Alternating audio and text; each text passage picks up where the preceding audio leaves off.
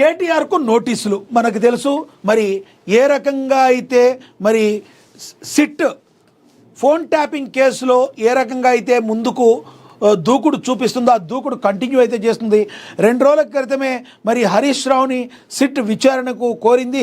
SIT విచారణకు హాజరయ్యారు హరీష్ రావు. అయితే వచ్చిన తర్వాత సిట్ విచారణలో భాగంగా అదంతా ఏమీ లేదు, వాళ్ళు వేస్ట్గా మాట్లాడుతున్నారు, అంతా వేస్ట్ ప్రశ్నలు వేశారు, నేనే మరి సిట్ని ప్రశ్నించాను, 100 ప్రశ్నలు అడిగానని చెప్పి హరీష్ రావు తనదైన శైలిలో చెప్పుకొచ్చారు. మరి కేటీఆర్కు నోటీసులు ఇచ్చారు. ఫోన్ ట్యాపింగ్ కేసులో సిట్ దూకుడు పెంచింది.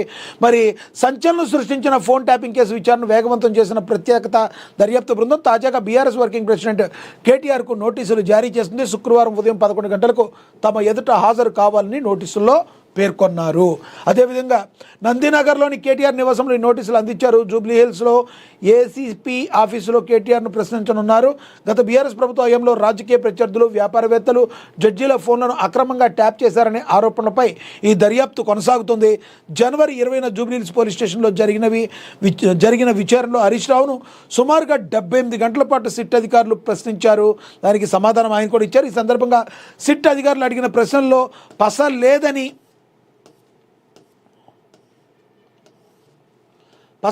కావాలని ఇబ్బంది పెట్టేందుకు ప్రయత్నిస్తున్నారని హరీష్ రావు విమర్శించారు. అయితే సాంకేతిక ఆధారాలు మరియు అరెస్టైన పోలీసు అధికారుల వాంగ్మూలాల ఆధారంగా విచారణ ప్రక్రియను మరింత బలోపేతంగా నిర్వహించాలని సిట్ అయితే నిర్ణయించింది.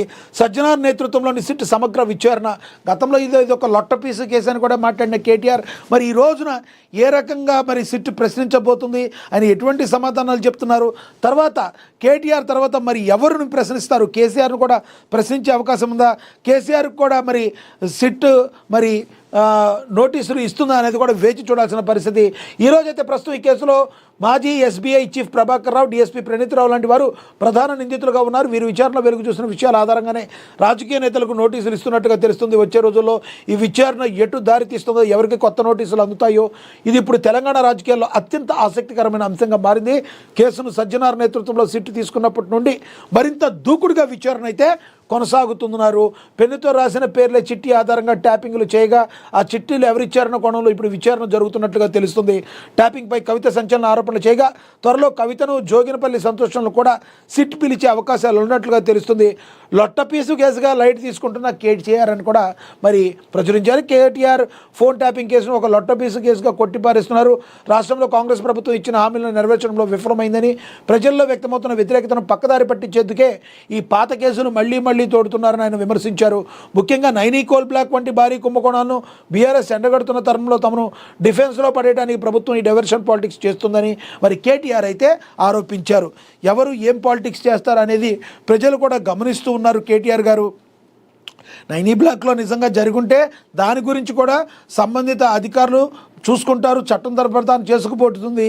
ఇది ఒక లొట్టపీస్ కేసుగా మీరు అభివర్ణిస్తున్నప్పటికీ కూడా నిప్పు లేనిదే పొగరాదు కదా అనే ఒక ఫీలింగ్ ప్రజల్లో బలంగా ఉండిపోయింది. మరి మీరు ఈరోజు ఇచ్చే ఆన్సర్లు ఏ రకంగా ఉంటాయి, తర్వాత మరి మిగతా ఎవరిని మళ్ళీ సిట్ విచారించే అవకాశం ఉంది, వీటన్నిటి మీద కూడా మరి ఈ భవితవ్యం అనేది తేలిపోనుంది.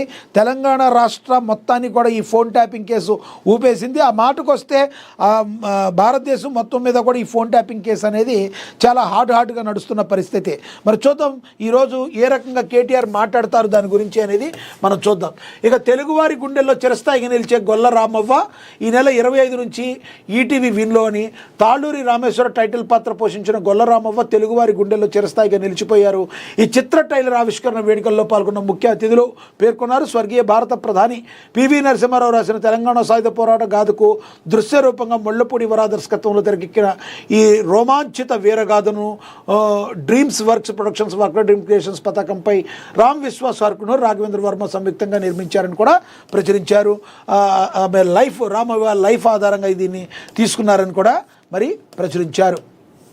ఇక అదేవిధంగా ఆనాడు ఆశీర్వదించారు. ప్రభుత్వం ఏర్పడే ప్రజాపాలన కొనసాగుతుందని కృతజ్ఞతలు చెప్పడానికి వచ్చాను. గిరిజనుల అభివృద్ధికి, ఇందిరా సౌధ గిరిజనం వికాసం, విద్యుత్ సమస్యల పరిష్కారానికి పొలం బాట, ప్రజల బాట, పీవీటీజీలందరికీ కూడా ఇందిరమ్మ ఇల్లు డిప్యూటీ సీఎం బట్టి విక్రమార్క అయితే మరి మాట్లాడారు. బట్టి విక్రమార్క అయితే చెప్పారు రాష్ట్రంలో ప్రజాప్రభుత్వం రావాలని, అది వచ్చే వరకు విశ్రమించనని పీపుల్స్ మార్చ్లో తనతో పాటు అనేక మంది నడిచారని డిప్యూటీ సీఎం బట్టి విక్రమార్క గుర్తు చేసుకున్నారు.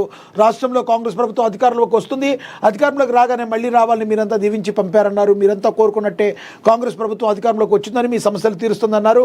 మీ కృతజ్ఞతలు తెలపడానికి తాను వచ్చానని మరి ఈయన బట్టి విక్రమార్క చెప్పారు. ప్రభుత్వం ఏర్పాటైన పరిపాలన కొనసాగుతుందన్నారు. కృతజ్ఞతలు చెప్పడానికే వచ్చానన్నారు. గిరిజనుల అభివృద్ధికి ఇందిరా సౌర గిరిజన వికాసం, విద్యుత్ సమస్యల పరిష్కారానికి పొలం బాట, ప్రజల బాట, పీవీటీజీలందరికీ ఇందిరమ్మ ఇల్లు డిప్యూటీ సీఎం బట్టి విక్రమార్క చెప్పారు.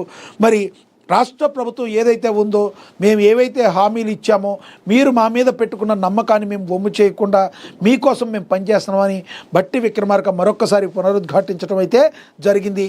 ఈ ప్రభుత్వం ఉందే ప్రజల కోసం, మేము మీకు ఇచ్చిన వాగ్దానాలన్నింటినీ కూడా కంప్లీట్ చేస్తామని చెప్పి బట్టి విక్రమార్క అయితే చెప్పారు. ఇక ఇందిరమ్మ ఇల్లు ఏ విషయం అయితే డిప్యూటీ సీఎం బట్టి విక్రమార్క ప్రజల బాట, పొలం బాటగా పీవీజీలు అందరికీ కూడా ఇందిరమ్మ ఇల్లు వస్తాయని కూడా ఆయన 100% మాట ఇవ్వటం అయితే జరిగింది. ఇక తదుపరి ఒక్క రోజులోనే 18,000 తగ్గిన వెండి ధర. మరి ఇటీవల రోజుల్లో ఎప్పుడు లేని విధంగా ఇంత పెద్ద స్థాయిలో వెండి ధర తగ్గింది.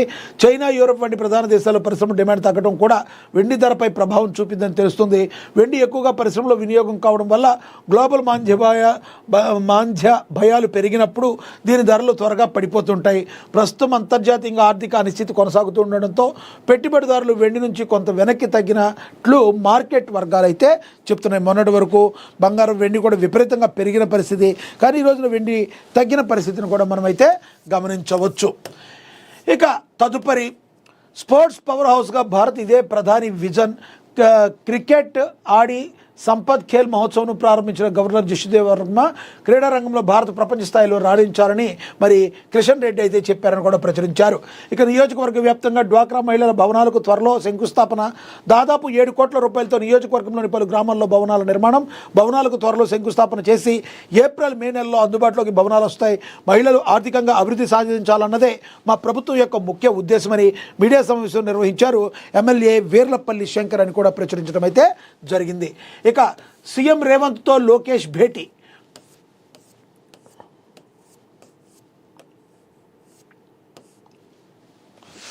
దావోస్లో మర్యాదపూర్వక కలయిక